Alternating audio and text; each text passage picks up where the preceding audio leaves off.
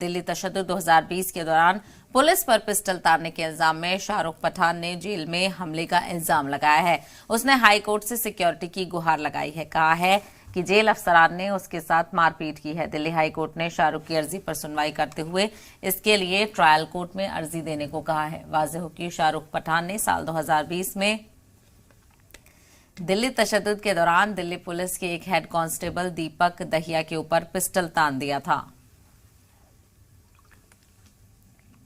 Delhi police ने उसके खिलाफ उसी वक्त केस करके गिरफ्तार किया था। तब से वो तिहाड़ जेल में बंद है। तिहाड़ जेल के अफसरान के खिलाफ मारपीट की शिकायत लेकर कल हाई कोर्ट पहुंचे शाहरुख पठान के मामले की सुनवाई जस्टिस अमित शर्मा की सिंगल बेंच कोर्ट में हुई। आपको याद होगा कि जब सीए यानी शहरियत तरमीमी कानून के खिलाफ मुजाहिरीन पर जामिया में राम भक्त गोपाल नाम के शख्स ने गोली चला दी थी, तो वहीं शाहीन बाग में भी कपिल गुर्जर ने पिस्तौल लहराई थी। इन दोनों की गिरफ्तारी भी हुई थी, लेकिन ये दोनों जमानत पर रिहा हैं।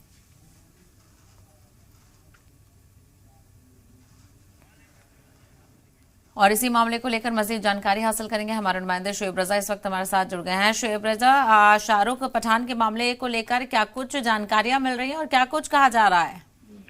देखिए, जो शाहरुख के वकील है उनकी तरफ से आरोप लगाया गया है खालिद अख्तर की कि शाहरुख पठान के साथ तिहाड़ जेल में, वो बैरक नंबर 3 में बंद है वहां पर, और उनके साथ मारपीट की गई है। एक जेल के जो बड़े अधिकारी है राजेश दहिया का नाम उन्होंने लिया है अपने बयान में। उनकी तरफ से आरोप लगाया गया है कि कुछ दिनों पहले वर्चुअली पेश करने के लिए कोर्ट ने शाहरुख को कहा था। शाहरुख पेश भी हुए और उसके बाद उनके साथ वहां पर मारपीट की गई, उनको जान से मारने की धमकी दी गई और राजेश दहिया नाम के जो अधिकारी है जेल में, उन पर जो शाहरुख के वकील है उन्होंने आरोप लगाया।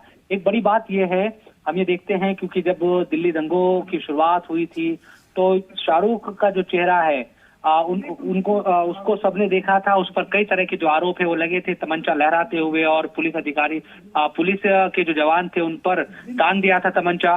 बहुत आलोचना हुई थी और उसी के चलते गंभीर धाराओं में मुकदमा दर्ज है और लगातार जो इस मामले की सुनवाई है वो चल रही है। तो शाहरुख के वकील का यह कहना है कि उनके पक्ष में अब मामला जाता हुआ दिख रहा है, इसलिए उनको धमकी दी जा रही है जेल के अंदर और इस तरह से प्रताड़ित किया जा रहा है। हालांकि पुलिस की तरफ से कोई भी ऑफिशियली इस सिलसिले में बयान नहीं आया है और शाहरुख के जो वकील हैं उनकी तरफ से अब ये कड़कड़डुमा कोर्ट में इस मामले में एक याचिका दाखिल की गई है। वो ये मुतालबा कर रहे हैं कि सीसीटीवी फुटेज उस तारीख के 30 तारीख की ये घटना बता रहे हैं कि 30 तारीख को ये वाकया उनके साथ पेश आया, तो उस तारीख की, उन दिनों की जो सीसीटीवी फुटेज है जेल में, जाहिर सी बात है कि तिहाड़ में हम देखते हैं कि जो सत्येंद्र जैन दिल्ली सरकार के मंत्री हैं उनके भी सीसीटीवी जो फुटेज है वो इस तरह से बाहर आ गए थे। तो ये मुतालबा कर रहे हैं कि ये सीसीटीवी फुटेज बाहर लाया जाए और उसमें देखा जाए कि सच्चाई क्या है। हमारे आरोपों में अगर सच्चाई है तो उस पर कार्रवाई की जाए। तो ये मामला तूल पकड़ता दिख रहा है। हालांकि अभी तिहाड़ जेल या तिहाड़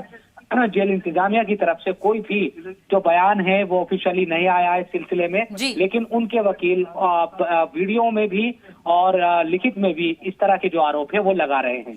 ठीक है शुएब, आप हमारे साथ बने रहिए। इस वक्त शाहरुख पठान के वकील का क्या कुछ कहना है वो भी सुनवाते हैं। अभी रिसेंटली शाहरुख के ऊपर जेल में अटैक हुआ है। शाहरुख जो है वो जेल नंबर 3 तिहाड़ जेल में अभी लॉज्ड है और उनके ऊपर जो अटैक करने वाले और कोई नहीं, वहाँ के jail official assistant superintendent of jail Rajesh Dahiya है। दरअसल 30 तारीख को उनका मैटर लगा हुआ था। जज साहब ने जेल को डायरेक्शन दिया था कि शाहरुख को वर्चुअली पेश कराएं, तो 11:30 से 12:30 के बीच में शाहरुख की वर्चुअल अपीयरेंस हो गई थी और फिर वापस शाहरुख को अपने वार्ड जाने के लिए बोल दिया गया था। फिर 2:30 बजे के करीब, 2:30 से 3 बजे या 3:30 बजे के करीब फिर से शाहरुख को बुलाया गया वहाँ कंट्रोल रूम पर, जहाँ पे वीसी फैसिलिटी है।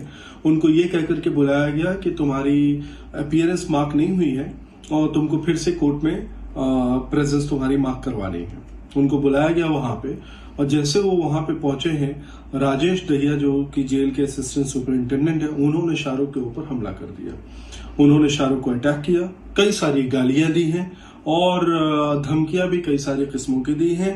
मतलब इस तरीके से कि तुमको जेल में हम मरवा देंगे, कि किसी भी तरीके से हम मरवा देंगे। ये आपने सुना, शाहरुख पठान के वकील ने ये तमाम तर बातें कही हैं और सीधे तौर पर शाहरुख पर जेल में हमला किया गया है, ये भी एडवोकेट की जानिब से कहा गया। शोएब, आपने भी सुना, तमाम तरह के इल्जामात लगाए गए हैं। ऐसे में इस मामले को लेकर सुनवाई भी हुई है, सिक्योरिटी की अपील भी की गई है। क्या लगता है कि इस हवाले से सिक्योरिटी फराहम की जाएगी शाहरुख को?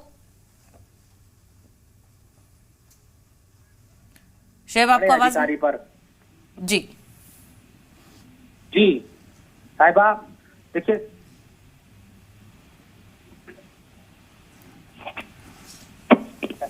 शोएब, आपको आवाज मिल रही है?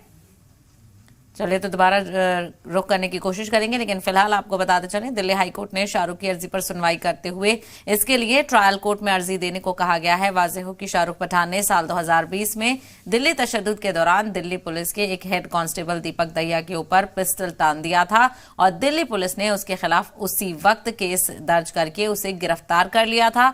तब से ही शाहरुख तिहाड़ जेल में बंद है। तिहाड़ जेल के अफसरान के खिलाफ मारपीट की शिकायत लेकर कल हाईकोर्ट पहुंचे शाहरुख पठान के मामले की सुनवाई जस्टिस अमित शर्मा की सिंगल बेंच कोर्ट में की गई थी। शाहरुख पठान के वकील ने भी तमाम तर ये इल्जामात लगाए हैं और इसी हवाले से उनका बयान भी सामने आया है, जिसमें वो इल्जामात को तफसील से बताते हुए नजर आ रहे हैं।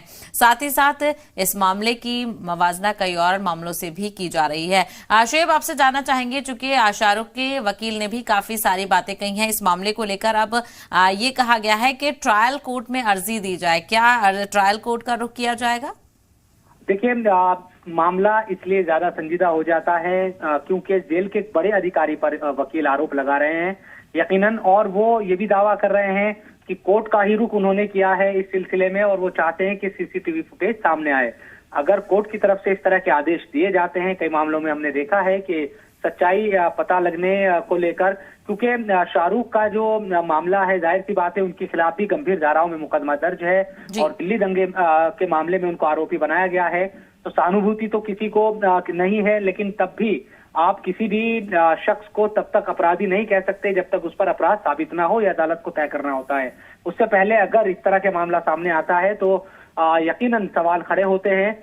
देखना होगा कि कड़कटुमा कोर्ट की तरफ से, क्योंकि वकील की तरफ से बताया गया है कि उन्होंने याचिका भी दायर की है कि इसकी मामले की सच्चाई सामने आनी चाहिए, तो आगे किस तरह की जो दिशा निर्देश है वो दिए जाते हैं कोर्ट की तरफ से, तो देखना होगा। लेकिन ये मामला सुर्खियों में आ गया है और हम देख रहे हैं कि सोशल मीडिया पर भी इसको जोर शोर से उठाया जा रहा है और कई लोग ये मुतालबा कर रहे हैं कि ये यकीनी किया जाए कि तिहाड़ में शाहरुख को लेकर कोई इस तरह की घटना सामने न आए। इस पूरे वाकये से कई तरह के सवाल भी खड़े हो जाते हैं, चूंकि सिक्योरिटी का भी मामला है। ऐसे में किसी कैदी के साथ इस तरह के बर्ताव की इजाजत है भी या नहीं, इसको लेकर भी कई तरह के सवाल अब उठ रहे हैं। अब ऐसे में देखना यह होगा कि क्या ट्रायल कोर्ट का रुख किया जाता है, क्या वहां पर भी अर्जी लगाई जाती है या नहीं। शोएब रजा, तफसील के लिए बेहद शुक्रिया।